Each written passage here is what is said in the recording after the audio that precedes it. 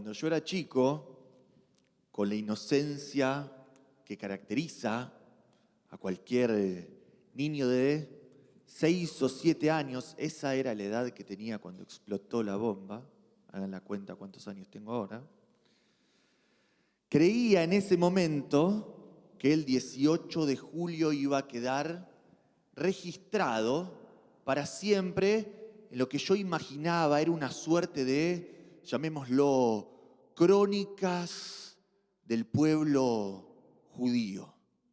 Me imaginaba que estas crónicas estaban vertidas en un documento oficial en el que se prescribía, se ordenaba qué día se debía conmemorar, ya sea con alegría o con aflicción, a raíz de sucesos que habían ocurrido a lo largo de nuestra historia.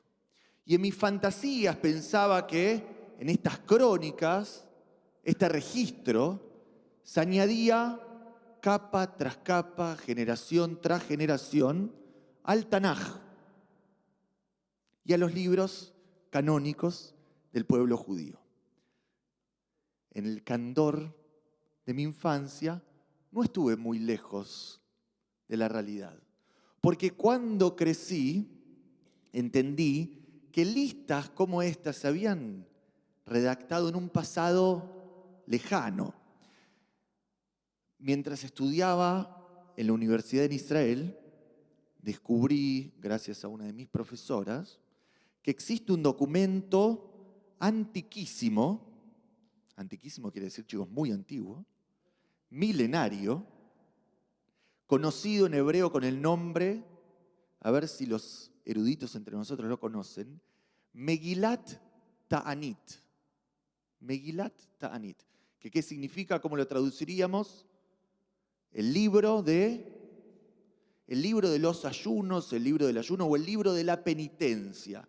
Lo que se prescribe en este libro es un listado de todas las fechas en las que se debe ayunar o observar ciertas prácticas de aflicción y de penitencia en conmemoración de acontecimientos traumáticos que signaron las páginas de la historia judía. Esto, claro, estamos hablando de un libro que se terminó de compilar en el siglo I o II de la era común. Hagan la cuenta. Ya los hice hacer cuentas al principio. La primera era más fácil, 30 más 7, 37. Esta en la cuenta, pasaron 2000 años desde que se terminó de compilar este libro. Y ya por entonces, el listado de acontecimientos nefastos registrado es bastante extenso.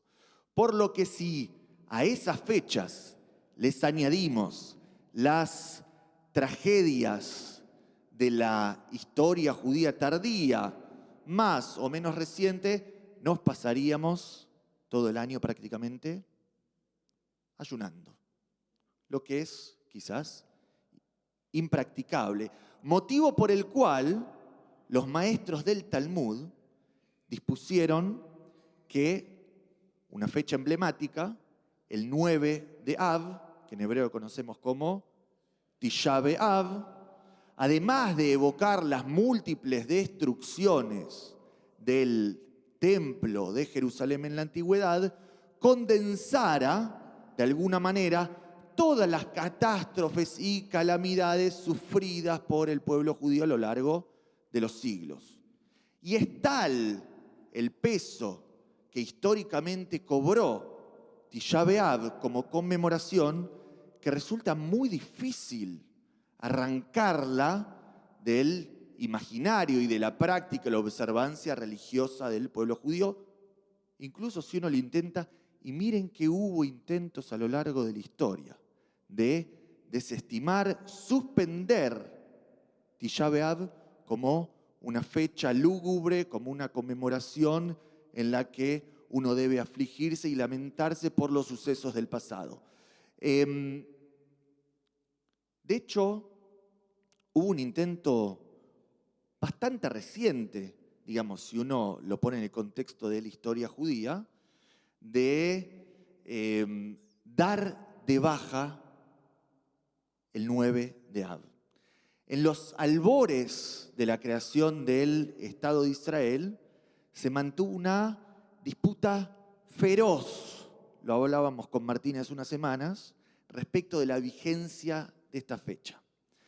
Se enfrentaron dos bandos, dos grupos. Por un lado estaba la dirigencia política del Yishuv. ¿Saben lo que es el Yishuv, chicos? Era el viejo asentamiento en la Palestina del mandato británico que antecedió a la conformación del Estado de Israel. Estaba la dirigencia política del viejo Yishuv, por un lado, encabezada por figuras que seguramente no les suenen familiares. Por ejemplo, Ben Gurión, Chaim Weizmann, Menachem Begin, ¿no? Nombres pequeños, insignificantes, ¿no? Imagínense el peso de esa dirigencia política. Del otro lado, en las antípodas de esta dirigencia política estaba la dirigencia religiosa, la dirigencia rabínica. El bando secular, es decir, el bando político, ¿qué era lo que sostenía? Que se debía instituir nuevas fechas, es decir, nuevos dispositivos de construcción de identidad y de memoria vinculados con el nuevo etos sionista que se procuraba configurar. Y de esta manera se buscaron fechas para conmemorar sucesos trágicos de la historia judía reciente. Así fue como se llegó a establecer conmemoraciones que para nosotros, el día de hoy, son incuestionables, incontestables. Estoy hablando de Yom HaShoah y Yom HaZikaron, ¿no? El día del recuerdo de las víctimas de la Shoah y el día del recuerdo de los caídos en las guerras de Israel. Fechas o conmemoraciones, podríamos decir, que forman parte de nuestro propio calendario étnico o hasta diría ritual y religioso. Ahora, la dirigencia religiosa se oponía a la creación de estas nuevas conmemoraciones y sostenía, ¿qué sostenía? Que todo hecho trágico en la historia reciente del pueblo judío debía ser lamentado y llorado ¿cuándo? En Tisha B'Av, el 9 de Av. Es decir, esto es lo que esgrimía la dirigencia rabínica en aquel entonces, lo que el pueblo judío había hecho desde antaño, desde su génesis. Y a causa de esto, si ustedes se fijan bien, les voy a traer un dato curioso. En cualquier calendario oficial del Estado de Israel, si leen, como podríamos decir, la letra chica de un calendario oficial, fíjense, un calendario académico, van a ver que debajo de la fecha del 9 de Av encuentran una breve leyenda. Esa breve leyenda responde a un nombre adicional que se le dio a causa de esta disputa entre el bando religioso y el bando político secular al 9 de Av. Yom HaKadish Aklali. ¿A alguien le suena el nombre? Yom HaKadish Aklali, ¿cómo lo traduciríamos? El día de la recitación, el día para la recitación colectiva del Kadish. Este fue el nombre que la dirigencia rabínica del Yishuv, en los albores de la creación del Estado de Israel, le dio a Tisha B'Av, al 9 de Av, en el marco de esta disputa. ¿Para qué? Para defender, vindicar su posición de que incluso las nuevas tragedias y calamidades del pueblo judío debían ser conmemoradas el 9 de Av. Ahora, me interesaría preguntarle a cada uno acá con qué bando se alinearía, pero nos resultaría imposible, nos tomaría un poco de tiempo. Si me preguntan a mí, ¿con quién me quedo?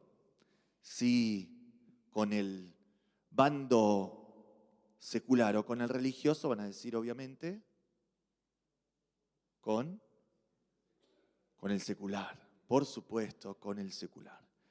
Pero por una razón muy simple, porque nosotros sabemos que cada dolor tiene sus propios matices, sus propios nuances, sus propios claroscuros.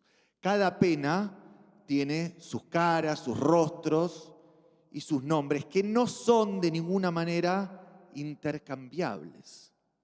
Y por eso, el 18 de julio va a ser, de alguna manera, para todos nosotros, el 9 de Av de nuestro calendario personal y colectivo por siempre.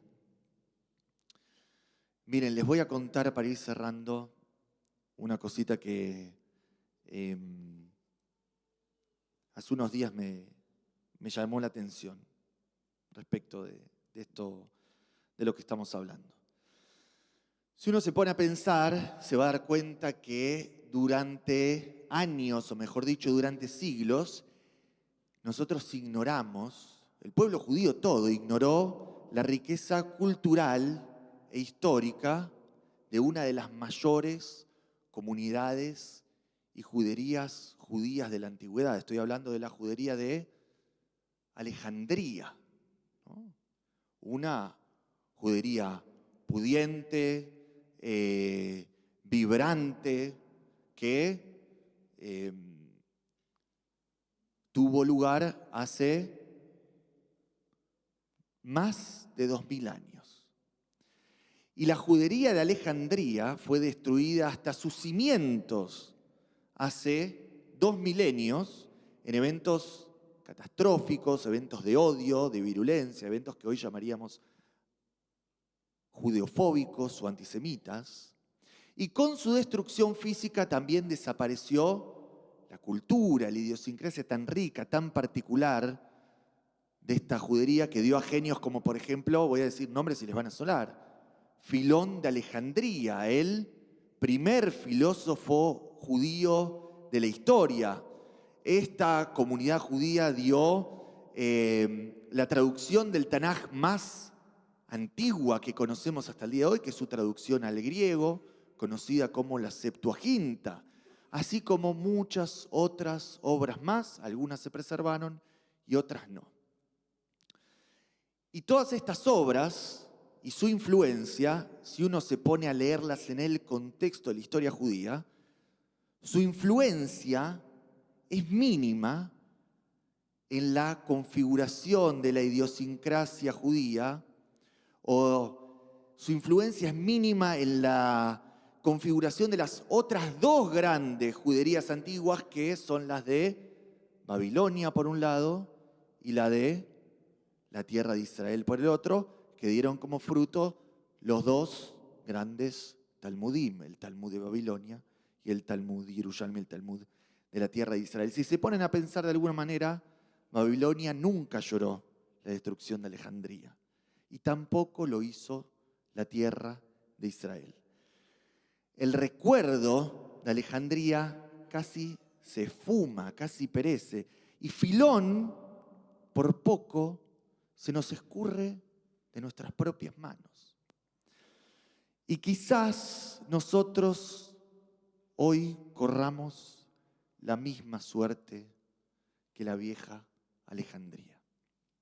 Quizás nuestras penurias, las penurias de esta judería, las penurias de los judíos del fin del mundo, podemos llamarnos, no sean grabadas en ese documento que yo imaginaba tenía el nombre de las grandes crónicas judías y universales. Pero, por siempre, esas penurias, esas penas y lo maravilloso de nuestra historia también va a quedar inscrito en nuestra memoria y en la de nuestros hijos. Y aunque no tengamos lugar en las líneas de los grandes Talmudim, ni en las crónicas de la tierra de Israel, ni en las crónicas de Babilonia, ni en las crónicas de New York para trazar una comparación contemporánea, ni en las crónicas de Jerusalén, vamos a seguir recordando las penas y las grandezas de nuestra propia Alejandría siempre. Porque es aquí donde nuestros padres y nuestros abuelos construyeron sus templos y su santuario, y es aquí donde nosotros decidimos continuar llenándolos de vida y de santidad. Shabbat Shalom.